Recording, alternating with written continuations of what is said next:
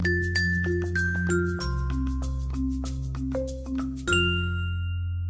everybody, it's Lydia here. So I know pretty much everyone on BookTube has already done a video on this, has already reviewed it, has already read it.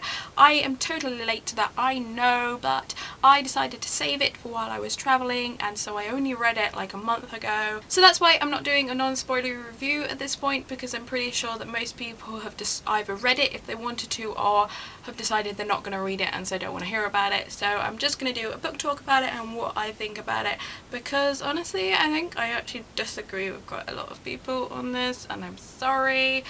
I was really disappointed with this book. This book was on my top 5 most anticipated releases of 2015 at the start of the year, and it might even have been number 1. I was really excited to read it. It had a really good premise, it sounded really interesting, and a lot of the people who had read ARCs were raving about it, and then when it came out everyone was still raving about it, so I was like, oh yeah, this is going to be a really good book, I can't wait to read this. And then I read it and I really didn't like it. Honestly, it was just completely cliche, it was completely predictable. I felt like I had read this book before.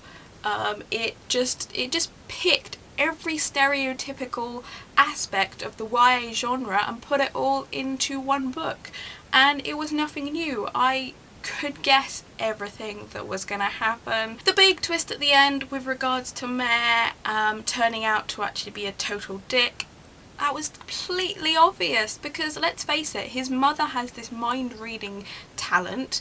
She is going to read his mind whether he likes it or not, so there's no way he's going to get away with betraying her. It's totally obvious that he's going to be on her side. I think the thing I was most disappointed about is that something about the idea sounded really interesting. I don't know what it was. Like, when I think about it now, when I look at the story now, I actually think this is actually no different to any YA book, but when I read the premise before, it just sounded really different and I was really intrigued by it. But it is the same as every other YA fantasy out there. It's a total rags to riches story for the heroine, who starts off thinking she's totally normal and then of course discovers that she has this miraculous talent. And then you combine that with the whole kind of caste system which we've seen in numerous other YA books, you know, with the whole reds and silvers. That's been done so many times. Everything about it I felt like I'd read before. It was nothing new. I didn't enjoy it.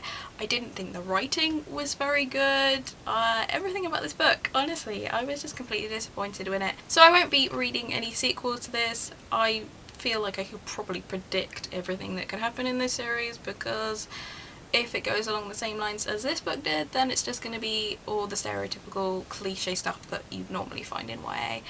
So I have no interest whatsoever in reading that. Anyway, that's it for me today. I'm going to go before I anger all the Red Queen fans. I'll be back next week with another video, but until then, bye!